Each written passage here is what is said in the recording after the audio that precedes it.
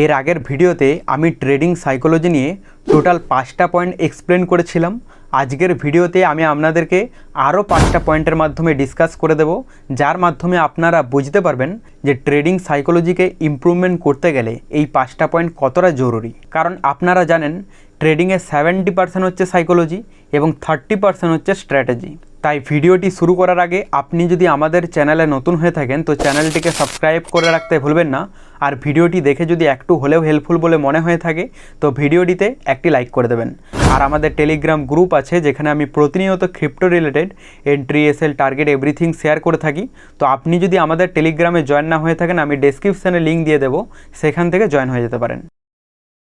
First point হচ্ছে meditation technique use করো। দেখুন, মার্কেট যখন ভলিটিলিটি হয় না, তখন আমাদের মাইন্ডও চেঞ্জ হয়ে যায় এবং সেক্ষেত্রে আমাদের মাইন্ডে প্রচুর প্রেসার পড়ে, যার ফলে আমাদের কিন্তু ভুল সিদ্ধান্ত হওয়ার সম্ভাবনা বেড়ে যায়। এই কারণে আমাদের মনকে শান্ত রাখার জন্য মেডিটেশন টেকনিক কিন্তু ব্যবহার করা সবথেকে গুরুত্বপূর্ণ এবং এটা খুব ভালোভাবে কাজ করে, বিশেষ করে ট্রেডিং বিজনেসে। আপনি যদি এই টেকনিকটা একবার ব্যবহার করেন তাহলে অ্যাকচুয়ালি আপনি ফিল করতে পারবেন যে আপনার ট্রেডিংয়ে ইমপ্রুভমেন্ট কতটা পরিমাণে বেড়েছে। তাই মেডিটেশন টেকনিক ব্যবহার করলে আপনার মনও শান্ত থাকবে এবং আপনি আপনার মাইন্ডকে নিজের কন্ট্রোলে রাখতে পারবেন, যার ফলে আপনার ভুল সিদ্ধান্ত হওয়ার সম্ভাবনা কমে যাবে। সেকেন্ড নাম্বার পয়েন্ট হচ্ছে ওভার কনফিডেন্স এড়াও।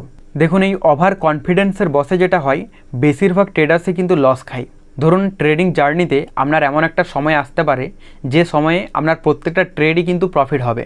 তখন বেশিরভাগ ট্রেডার্সরাই কিন্তু ওভার কনফিডেন্সের শিকার হয় এবং এই প্রবলেমটা হচ্ছে খতরনাক একটা লসে কনভার্ট করে। কারণ ওভার কনফিডেন্স মানে আপনার মধ্যে এই ব্যাপারটা আসবে যে যেহেতু প্রত্যেকটা ট্রেডই প্রফিট হচ্ছে, তো সেক্ষেত্রে আমি কিন্তু এটার মাস্টার হয়ে গেলাম, পরবর্তীতে আমার তাহলে প্রত্যেকটা ট্রেডই প্রফিট হবে।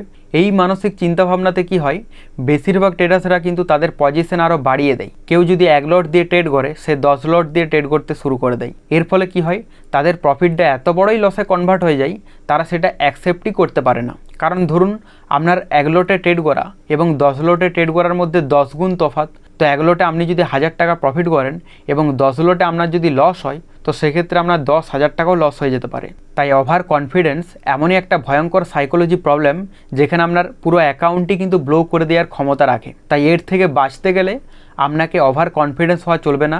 মার্কেটে প্রফিট লস এটা হচ্ছে হতেই থাকবে। আপনার এমনও টাইম আসবে মার্কেটে যখন আপনার পরপর প্রত্যেকটা ট্রেড লসই হতে থাকবে, যেটাকে হচ্ছে অ্যাকচুয়ালি লুজিং স্ট্রিক বলে। আবার অপরদিকে এমনও টাইম আসবে যখন আপনার পরপর ট্রেডে প্রফিটই হতে থাকবে। তো সেক্ষেত্রে আপনার কিন্তু ওভার কনফিডেন্স হওয়া চলবে না। থার্ড নাম্বার পয়েন্ট হচ্ছে ফোমোকে নিয়ন্ত্রণ করো। ফোমো মানে কি? এটার ফুল ফর্ম হচ্ছে ফিয়ার অফ মিসিং আউট। ধরো অন্যরা ট্রেড করছে, তা দেখে তুমি হুট করে ট্রেডে এন্ট্রি নিয়ে নিলে, সেক্ষেত্রে কী হবে, তুমি লসই খাবে। তাই কারো দেখে ট্রেড না করে নিজের সেটআপ যতক্ষণ পর্যন্ত তৈরি না হয় ততক্ষণ পর্যন্ত ওয়েট করে থাকবে, তাহলে কিন্তু প্রফিটের চান্সেস বাড়বে। আর যদি কারো দেখে ট্রেড নাও, সেক্ষেত্রে তুমি কিন্তু ফোমোতে ফেসে যাবে, যার ফলে তোমার লসের সম্ভাবনা বেড়ে যাবে। ফোর্থ নাম্বার পয়েন্ট হচ্ছে নিয়মিত জার্নাল রাখো। দেখো, তুমি যদি প্রতিদিন ট্রেড করো, তো সেক্ষেত্রে প্রতিটি ট্রেডে কোথায় এন্ট্রি নিলে, কোথায় এসএল রাখলে, কোথায় টার্গেট রাখলে, এই সমস্ত পয়েন্টগুলো নোট করে রাখো, যাতে পরবর্তীতে তোমার এগুলো দেখতে সুবিধা হয় এবং সেক্ষেত্রে তোমার মিস্টেকটা খুব ইজিলিভাবে ফাইন্ড হয়, যার ফলে তোমার ট্রেডিংয়ে ইমপ্রুভমেন্ট আসবে। কিন্তু এই জার্নালটা বেশিরভাগ ট্রেডার্সরা অ্যাভয়েড করে বলেই তারা মিস্টেকগুলো ফাইন্ড করতে পারে না, যার ফলে তাদের ট্রেডিংয়েও কিন্তু ইমপ্রুভমেন্ট আসে না। তাই ট্রেডিংয়ে তোমার নিজের দুর্বলতা ঠিক কোথায় সেটা ফাইন্ড করতে গেলে জার্নাল মেনটেন করতে হবেই। এবং শেষে ফিফথ নাম্বার পয়েন্ট হচ্ছে কনসিস্টেন্সিকে পুরস্কৃত করো। দেখুন, টাকা হারানো বা জেতা এগুলোর থেকেও সবথেকে বড় যদি কিছু হয়, সেটা হলো তোমার নিজের ডিসিপ্লিন ফলো করা। তাই নিজের নিয়ম মানতে পারলে নিজেকে সাবাস দাও বা পুরস্কৃত করো। কারণ এই নিয়মটা বেশিরভাগ ট্রেডার্সরাই কিন্তু তাদের মাইন্ডকে কন্ট্রোল করতে পারে না বলেই মানতে পারে না। ট্রেডিংয়ে পুরো সাইকোলজিকে কন্ট্রোল করা অত সহজ ব্যাপার না। এই বিজনেসে আপনাকে পুরো ট্রেডিং সাইকোলজি কন্ট্রোল করতে গেলে ধাপে ধাপে এবং কনসিস্টেন্সি মেনটেন করা সবথেকে বেশি জরুরি। কারণ আপনি এখানে 1-2 দিনের মধ্যে এগুলো কন্ট্রোল করতে পারবেন না।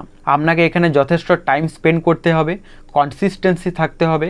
আপনার মধ্যে অনেকবার নেগেটিভ চিন্তাভাবনা আসবে, কিন্তু এগুলোকে অ্যাভয়েড করে আপনার নিজের রুলসের মধ্যে আপনি যদি থাকেন, তাহলে আস্তে আস্তে আপনি কিন্তু এখানে ইমপ্রুভমেন্টের দিকেই যাবেন।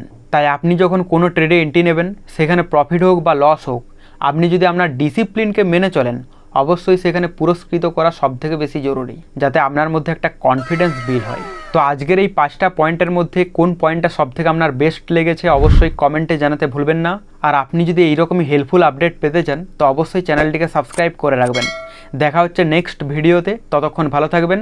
Bye bye guys.